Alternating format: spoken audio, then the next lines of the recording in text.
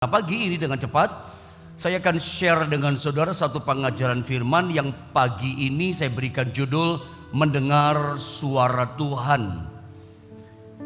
Nanti saya coba sampaikan sama saudara, seringkali pemahaman kita mendengar suara Tuhan itu hanya sebatas begini, lewat mimpi, lewat penglihatan, atau orang yang punya karunia nabi, punya karunia rasul datang kepada kita, anakku kamu mesti kerjakan ini, lakukan ini, sebagainya. Seringkali pemahaman kita itu hanya sebatas di sini, saudara ya. Mendengar suara Tuhan itu ada Tuhan yang datang langsung berkata, hambaku kamu mesti begini, dan seterusnya. Atau lewat mimpi, lewat vision, dan seterusnya.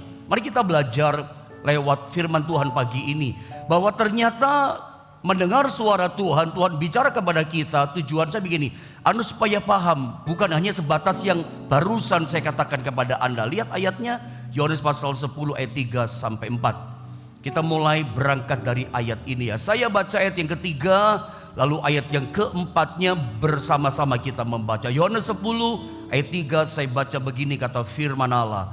Untuk Dia penjaga membuka pintu, dan domba-domba mendengarkan suaranya, dan ia memanggil domba-dombanya masing-masing menurut namanya dan menuntunnya keluar. Sama-sama kita baca ayat yang keempat, 2 dan 3. Jika semua dombanya telah dibawanya keluar, ia berjalan di depan mereka, dan domba-domba itu mengikuti dia karena mereka mengenal suaranya. Langsung lihat PowerPoint yang pertama, bahwa yang namanya domba dalam Yohanes pasal 10 ini tentang gembala dan domba, gembalanya Yesus, kawanan domba gembala itu kita umatnya. Makanya saya katakan tembak langsung saja, domba itu memang seharusnya mendengar suara gembalanya, itulah suaranya Yesus, bahkan mengenal suaranya, kata ayatnya yang keempat. Ayat ketiga, kita harus mendengar suaranya. Ayat yang keempat, bahkan kita harus mengenali suara gembala kita. Nah, kita semua dalam Yohanes 10 digambarkan adalah kawanan domba, dan gembalanya kita itu adalah Tuhan Yesus Kristus. Dia gembala kita semua. Nah, pertanyaannya saya sodorkan, ajukan kepada saudara, apakah dalam kehidupan kita sebagai orang percaya kepada Yesus, kawanan dombanya ini, mendengar suaranya setiap hari? Karena ayat ini jelas berkata, Yohanes 10, kita domba itu mesti kenal suara gembala kita, itulah suaranya Tuhan. Kita domba itu harus mendengarkan suaranya. Kata kunci dari Yohanes 10 ayat 3 dan 4, kata kuncinya yang penting, poin pentingnya adalah kita domba-dombanya harus mendengar suaranya. Bukan cuma kenal suara, harus mendengar, supaya kita gak tersesat jalannya, supaya kita gak masuk jurang, supaya kita gak kesakitan, menderita, bahkan gak bisa pulang kembali ke kandang. Menderita tersesat selamanya, menderita selamanya, tidak pernah mengalami pemulihan, tidak pernah mengalami padang rumput yang hijau, tidak pernah mengalami namanya penyediaan yang terbaik yang gembala kita Yesus sediakan buat kita. Kenapa? Nggak kenal suara dan nggak mendengar suaranya. Suara itu yang menuntun perjalanan iman kekristenan kita. Saya tambah satu ayat ya tentang mendengar suara. Apa yang terjadi ketika kita itu mendengar suara Tuhan? Apa yang kita alami? Mendengar suara Tuhan itu penting dalam perjalanan hidup kita dengan segala macam keadaan yang sedang kita hadapi. Lihat Yesaya pasal 55 ayatnya yang ketiga. Saya baca ya ayat ini pelan, tapi nadanya mungkin keras suaranya seperti biasa ya. Lihat ayat ketiga saya baca ya. Sendengkanlah, dikatakan telingamu, telinga rohani kita, telinga iman kita tentunya, dan datanglah kepadaku, kata Tuhan. Dengarkanlah, perhatikan, ini kata kuncinya. Namanya domba, namanya umat, namanya anak-anak Tuhan, pakai telinga untuk apa? Dengarkanlah suara Tuhan. Dengarkanlah, ini kata kuncinya. Maka kamu akan hidup. Terus, aku hendak mengikat perjanjian abadi dengan kamu menurut kasih setia yang teguh yang kujanjikan kepada Daud. Mendengar suara Tuhan dari ayat ini ternyata menentukan kehidupan kita. Coba Anda lihat gambar berikutnya. Makanya saya tulis dengan tegas, mendengar suara Tuhan dan dengaran akan suaranya, perkataannya, janjinya dan perintahnya, itu ternyata menentukan kehidupan kita. Jelas dikatakan ayat ini, maka kamu dengarkanlah maka kamu akan hidup. Mendengar suara Tuhan, saya ulang, itu menentukan kehidupan kita. Hidup yang bagaimana pendeta? Naik di ayat yang kedua. Hidup seperti apa yang terjadi kalau kita itu mendengar suara Tuhan? Apa yang kita alami? Mari saya tunjukkan ayatnya di ayat yang kedua. Naik di ayat kedua di pasal yang sama. Mengapakah kamu belanjakan uang untuk sesuatu yang bukan roti, dan upah jeripayamu untuk sesuatu yang tidak mengenyangkan? Lihat ayat ini, kata kunci kembali. Saya tunjukkan pada saudara, dengarkanlah aku. Ini poin pentingnya. Ya, yang menentukan kehidupan kita di tahun 2023, hidup kita jadi seperti apa? Anda mengalami janji Tuhan, Anda mengalami penyediaan dari Tuhan. Ini kata kuncinya loh. Dengarkanlah aku, kata Tuhan, kata kuncinya, maka kamu akan memakan yang baik. Saya mau tanya sama saudara, apa Anda mau mengalami hari-hari yang baik, memakan yang baik dalam hidup kita? Yang kita alami kebaikan dalam hidup kita, dan kamu akan menikmati sajian yang paling lezat, yang paling menyenangkan buat hidup saudara. Apa Anda mau tahun ini tahun yang menyenangkan, tahun yang baik? Kuncinya ini, dengarkan suara Tuhan. Itu menentukan kehidupan kita. Kita menerima yang baik, kita menerima sesuatu yang Allah rencanakan, yang menyenangkan, yang lezat buat kita, kata Alkitab. Nah, sekarang saya mau bicara pada bagian ini. Dengarkan baik-baik. Ketika kita bicara tentang mendengar suara Tuhan, seringkali kita berkata, saya jemaat biasa pendeta, saya anak Tuhan biasa, saya bukan pendeta, saya bukan hamba Tuhan, saya bukan pelayan Tuhan, saya bukan nabi, saya bukan rasul, saya anak Tuhan jemaat biasa. Saya gak bisa mendengar suara Tuhan, tunggu dulu.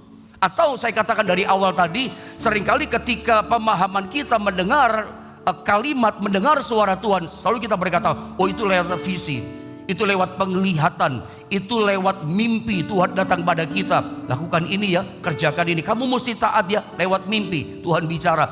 Atau lewat Tuhan datang kepada kita dan dia ngomong sama kita, anakku lakukanlah ini, lakukanlah itu, dan seterusnya. Saya mau tunjukkan sama saudara ya, satu ayat bahwa Tuhan itu berbicara kepada kita dan kita mendengar suara Tuhan itu bukan hanya dalam bentuk yang barusan ini saja. Ada satu bentuk yang lain yang justru paling banyak seringkali Tuhan memperdengarkan suaranya itu kepada kita seperti ini. Paling banyak saya katakan, bukan seperti yang tadi, yang paling banyak malah yang ini. Dari mana keyakinan saya? Dari ayat ini, Roma 8:28. Ayo sama-sama kita baca ayat ini saudara ya. 1, 2, dan 3. Kita tahu sekarang bahwa Allah turut bekerja dalam segala sesuatu untuk mendatangkan kebaikan bagi mereka yang mengasihi Dia, yaitu bagi mereka yang terpanggil sesuai dengan rencana Allah. Perhatikan ayat ini baik-baik. Saya percaya dari Roma 8:28 ada salah satu bentuk suara Tuhan buat kita. Saya ulang ya, perhatikan pada poin ini poin penting. Saya yakin, saya percaya bahwa ada satu bentuk suara Tuhan yang justru seringkali Dia bicara, suarakan kepada kita itu lewat ini. Bukan hanya lewat Dia datang, hai hambaku, atau lewat mimpi, lewat penglihatan. Justru ada satu bentuk suara yang saya coba ajarkan sama saudara. Ayat ini berkata begini, Anda mesti yakin ya, kita tahu sekarang. Lewat firman Allah kita tahu sekarang. Apa itu? Bahwa dikatakan apa? Allah itu turut bekerja dalam segala sesuatu. Ejaan lain, bahwa kita mesti percaya Allah itu turut bekerja dalam segala hal dalam kehidupan kita. Untuk apa Dia bekerja dalam segala hal, dalam segala sesuatu? Untuk mendatangkan kebaikan bagi kita. Itu kata Alkitab. Jadi Tuhan bekerja itu tidak hanya mati satu metode, hanya lewat yang barusan tadi saya katakan. Tapi ada satu bentuk suara Tuhan, dan di situ dia sedang mengatur kita, bekerja pada kita.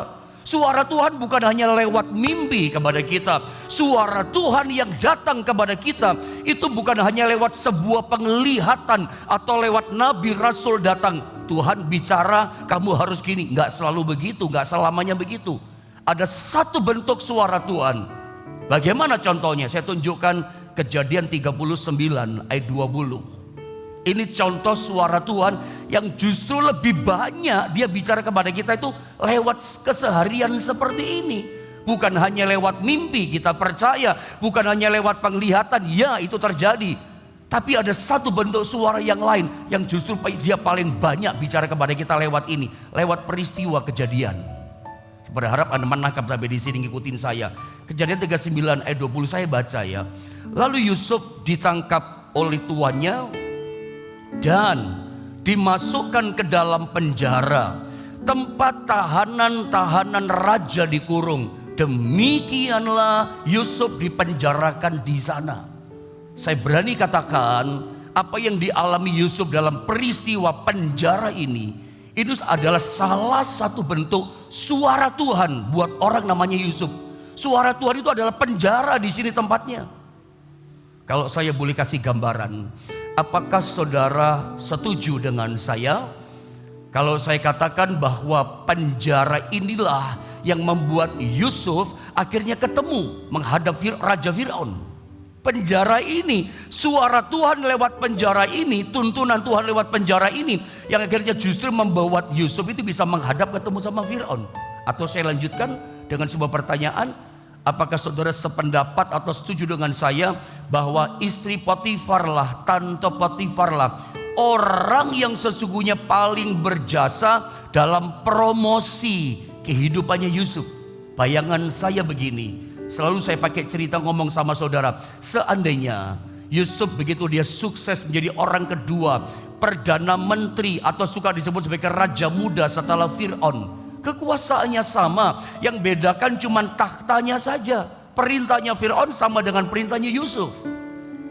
Jadi seandainya ada paparazzi atau wartawan kejar Yusuf, cari tahu, mewawancari Yusuf, wartawan bertanya, kalau Anda mau berterima kasih atas kesuksesan hidup Anda Tuan Yusuf, Anda berterima kasih kepada siapa? Atas promosi jabatan, atas masa depan yang luar biasa. Saya percaya Yusuf akan berkata begini, yang pertama saya berterima kasih kepada Tuhan. Tapi tidak kalah pentingnya, saya berterima kasih kepada tante Potifar yang jebloskan saya masuk dalam penjara. Kalau istri Potifar, Yusuf katakan, tidak masukkan saya dalam penjara, maka saya tidak akan pernah mengalami promosi. Saya tidak akan pernah menghadap yang namanya Firaun. Tidak ada penjara, tidak ada raja muda, tidak ada penjara, tidak ada perdana menteri. Lewat proses penjara, saya coba kasih tahu sama saudara bahwa setiap kita sesungguhnya pasti melewati rute ini. Perhatikan baik-baik bagian ini. Perhatikan saudara ya.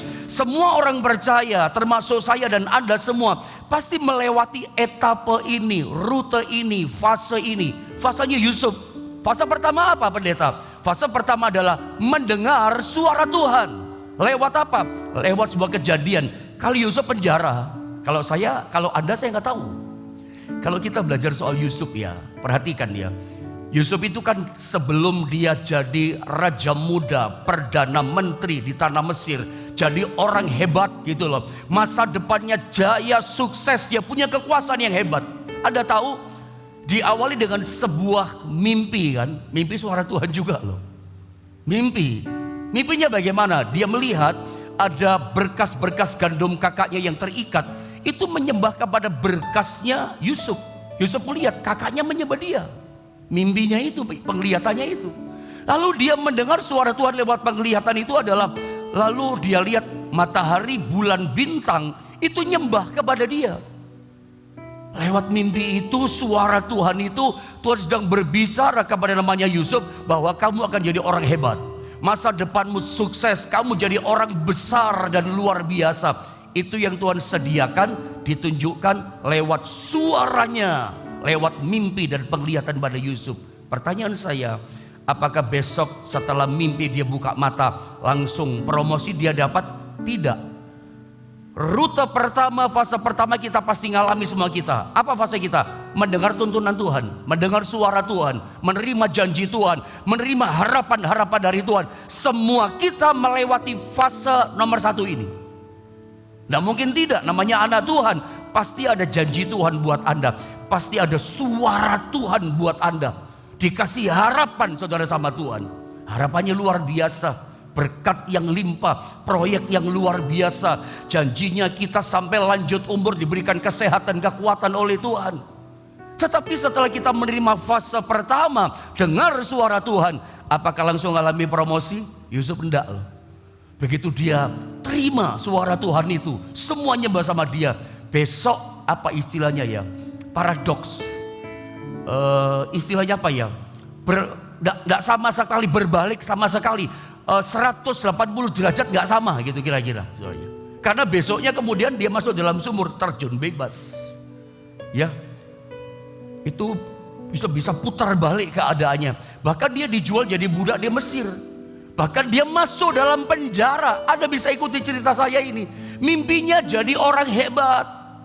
Tapi ternyata 180 derajat berubah, gak sama-sama sekali dengan peristiwa dalam mimpi yang dia dapatkan. Kadang kita ngalami itu loh saudara. Tapi Yusuf gak berontak. Saya pernah ajarkan Yusuf ikhlas menerima itu. Kadang-kadang kita bingung saudara ngalami seperti itu. Janjinya luar biasa, janjinya promosi. Tapi ternyata gak sama dengan mimpi itu keadaannya. 180 derajat sama sekali berbeda gitu loh. Saya coba tunjukkan satu contoh. Saya gak sempat catat ayatnya. Dalam Kisah Rasul pasal 16. Itu mulai ayat yang ke-9. Paulus itu pernah ngalami hal ini saudara ya.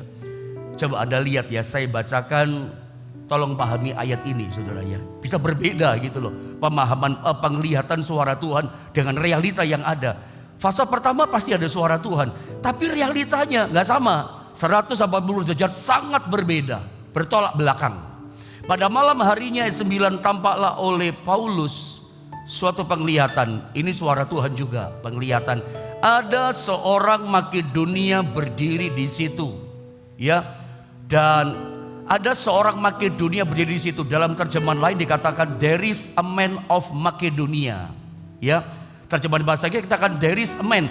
Ada seorang laki-laki yang berasal dari Makedonia. Cuman ayat ini bahasa Indonesia nggak jelas ya. Dikatakan ada seorang Makedonia berdiri di situ. Bahasa Inggris seorang laki-laki, a man dari Makedonia, laki-laki ini, dan berseru kepadanya, katanya, menyeberanglah kemari dan tolonglah kami. Dapat suara Tuhan, ada seorang, there is a man of Makedonia, berteriak-teriak, menyeberang datang kemari. Lihat ayat 10. Tolonglah kami dikatakan ya. Setelah Paulus melihat penglihatan itu, dapat suara Tuhan itu, janji Tuhan itu, petunjuk Tuhan itu, segeralah kami mencari kesempatan, langsung bertindak, langsung melakukan. Nggak tunggu besok, nggak tunggu minggu depan, dia melakukan untuk berangkat ke Makedonia. Karena dari penglihatan itu kami menarik kesimpulan. Dia coba cari tahu arti penglihatan tadi. There is a man of Makedonia yang panggil-panggil dia. Datanglah kemari, tolonglah kami. Dia pengen menyimpulkan apa itu artinya, dia cari tahu. Akhirnya dia dapat artinya bahwa Allah telah memanggil kami, Paulus dan Silas dan kawan-kawan, untuk memberitakan Injil, itulah keselamatan, kepada orang-orang di sana, orang Makedonia. Dia dapat artinya dari Tuhan, dari Roh Kudus. There is a man of Makedonia, laki-laki yang panggil dia tadi adalah mereka minta tolong supaya diselamatkan lewat Injil keselamatan, kabar baik itu. Lalu lihat ayat yang ke-11. Lalu kami bertolak dari Troas dan langsung berlayar ke Samotrake. Dan keesokan harinya tibalah kami di Neapolis. Lihat ayat 12. Saya terus baca ya, kalau saya diterangkan ya. Dari situ kami ke Filipi, kota pertama di bagian Makedonia. Sudah nyampe Makedonia. Perhatikan apa yang terjadi. Suatu kota perantauan orang Roma, di kota itu kami tinggal beberapa hari. Sudah nyampe Makedonia. Jadi dia sudah lakukan itu visinya Tuhan. Sudah lakukan itu yang namanya suara Tuhan. Dia bertindak, sekarang ada di Makedonia. Sekarang apa yang dilakukan oleh Paulus? Ya, tentang penglihatan seorang laki-laki memanggil, tolonglah kami dari Makedonia. Lihat ayat 13. Karena Makedonia minta diselamatkan, supaya diselamatkan, Paulus pergi kemana? Ke sinagoga, ke rumah Allah. Lihat, pada hari Sabat kami keluar pintu gerbang kota. Kami menyusur tepi sungai dan menemukan tempat sembayang Yahudi, rumah ibadah sinagogonya orang Yahudi. Namanya mau menyelamatkan orang, ya maksudnya rumah ibadah. Nangkap saudara ya? Yang sudah kami duga ada di situ. Perhatikan kalimat ini. Setelah duduk, kami berbicara kepada perempuan-perempuan yang ada berkumpul di situ. Ada menemukan yang aneh tidak?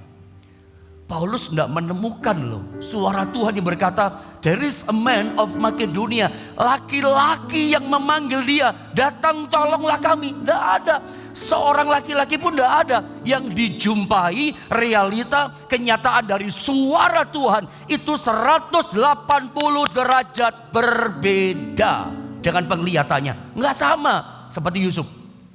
Semua menyembah, dia berkuasa, besoknya anjlok ke bawah. Besoknya menderita, besoknya jadi budak di Mesir, besoknya kerja, saudara ya, dan masuk penjara, disebut pezina, memperkosa. Aduh, nggak enak banget. Yang dialami penderitaan, realitanya dari suara Tuhan itu loh, 180 derajat bertolak belakang, tidak sama dengan Paulus. Yang dia lihat suara Tuhan, seorang laki-laki memanggil dia, tolonglah kami, selamatkan kami. Tapi begitu nyampe Makedonia, di daerah Filipi, masuk rumah Tuhan, tidak ada seorang laki-laki pun yang dia lihat. Yang dia lihat apa? Sekelompok perempuan-perempuan, kumpulan wanita-wanita yang sedang cari Tuhan, yang sedang barangkali Bible study atau membicarakan nama Tuhan. Dan nanti akhirnya dari perempuan-perempuan ini keluarga Lydia, penjual kain ungu, diselamatkan dari isi rumahnya. Itu rencananya. Ada keluarga-keluarga di Makedonia diselamatkan. Nanti ada orang yang punya roh tenung dilepaskan. Seorang wanita lagi punya roh tenung diselamatkan. Roh tenungnya, hai roh tenung keluar, lepas. Tuannya marah-marah, masuk penjara. Nanti orang-orang penjara diselamatkan. Kepala penjara diselamatkan, orang Makedonia diselamatkan. Ada lihat ya, dari cerita yang barusan saya tunjukkan sama saudara. Penglihatan suara Tuhan yang diterima Paulus 180 derajat bertolak belakang, gak sama. Gak ada laki-laki, perempuan. Yusuf juga ngalami seperti itu. Penglihatannya semua menyembah, besoknya terjun bebas ke bawah. Penderitaan, fase itu saya mau ingatkan bagian ini. Rute ini, fase ini, destiny ini. Pertama suara Tuhan, kedua itu seringkali janjinya gak semanis yang kita harapkan. Kalau ada ngalami seperti ini, Anda bertanya, lalu pendeta, pastikan pertanyaannya, pendeta, kalau gitu apa yang saya lakukan?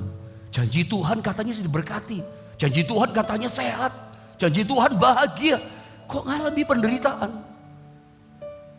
Lalu apa yang Anda lakukan? Misalnya Anda dapat janji Tuhan, ini contoh yang paling sederhana ya. Tuhan misalnya katakan, sekolahkan anakmu kuliah, ya di tempat yang terbaik misalnya, tapi Anda gak punya dana. Tapi janji Tuhan, Anda yakin di suara hatimu bahwa anakmu disekolahkan yang terbaik, masa depannya bagus. Anda gak punya dana. Apa yang Anda lakukan mendengar suara Tuhan itu? Realitanya kedua, Anda gak punya uang. Bagaimana bertolak belakang? Tidak ada apa-apanya. Ini kan sebuah pergumulan, sebuah tantangan. Apa yang Anda lakukan? Tetap berusaha. Seperti Paulus, meskipun dia dihadapi tidak ada laki-laki, perempuan semua, dia terus memberitakan Injil. Dia terus melakukan bagian tugasnya, terus bekerja bagi Tuhan. Anda pun tidak boleh berhenti. Ya, tidak boleh berhenti, tetap lakukan tugas saudara. Kalau misalnya urusan sekolah tadi, ya Anda cari pameran-pameran studi sekolah. Anda cari di online namanya beasiswa sekolah. Usaha, itu maksud saya, berjuang, jangan berhenti, jangan menyerah setelah mendengar suara Tuhan. Kok 180 derajat bertolak belakang? Tidak boleh berhenti iman saudara. Terus berjuang, tidak boleh berhenti berusaha. Seperti contoh yang paling gampang saya barusan beritahu sama saudara.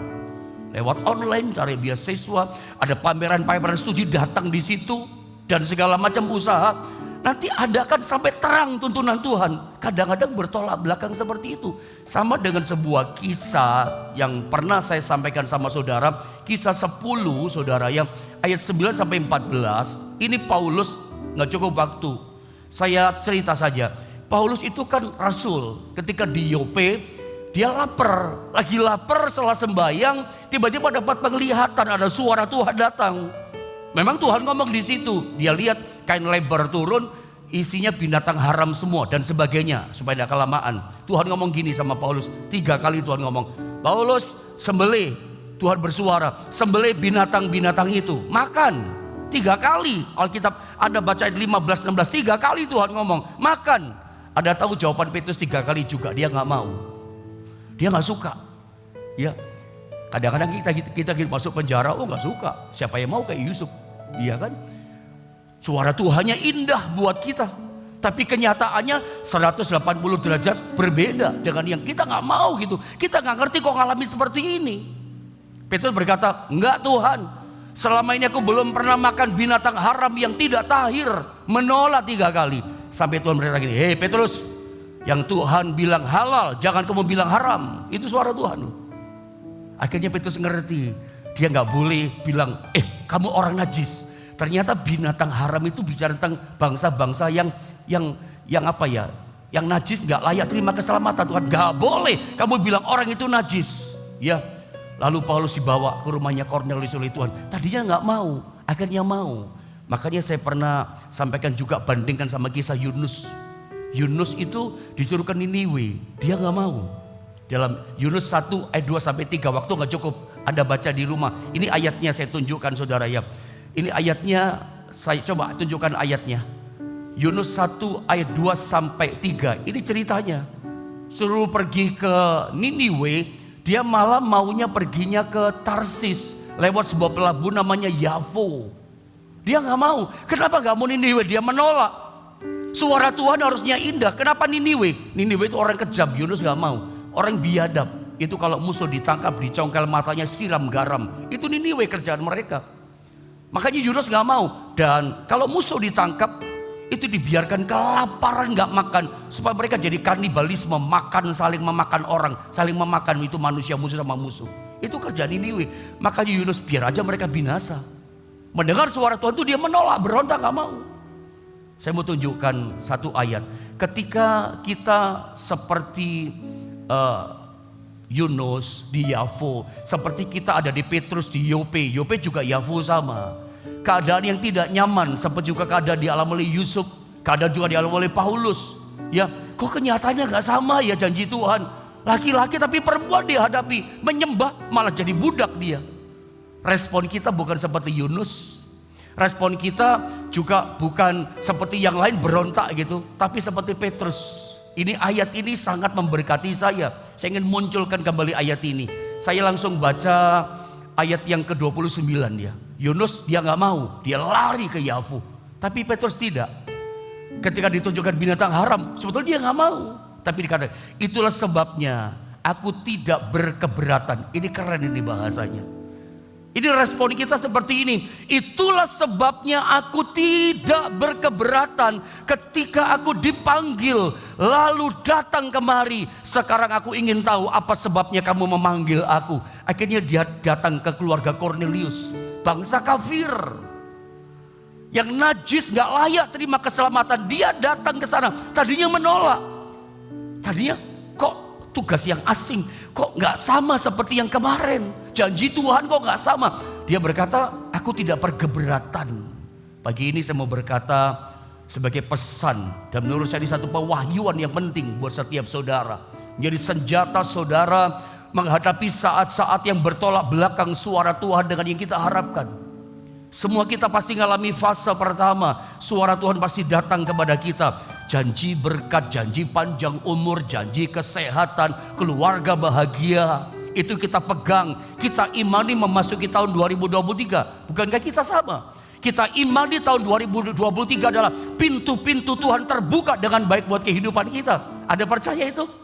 Tapi seringkali janji suara Tuhan lewat firman atau datang kepada saudara, itu realitanya hari pertama, hari kedua, bulan pertama, bulan kedua, sekarang mau masuk bulan ketiga, yang adalah alami lain, beda, nggak sama. Bukan pintu yang baik yang dibukakan, bukan keadaan yang nyaman yang ada alami. Sikap Anda bagaimana? Apa seperti Yunus ada berontak, nggak mau Tuhan, lalu lari tinggalkan Tuhan, atau seperti Petrus? dalam menghadapi situasi yang tidak nyaman, apakah kamu semua bisa berkata, aku tidak berkeberatan Tuhan, walaupun aku tidak suka ngalami ini. Aku tidak berkeberatan Tuhan, walaupun ini menyakitkan buat aku, bikin aku susah, bikin aku stres, aku tidak keberatan.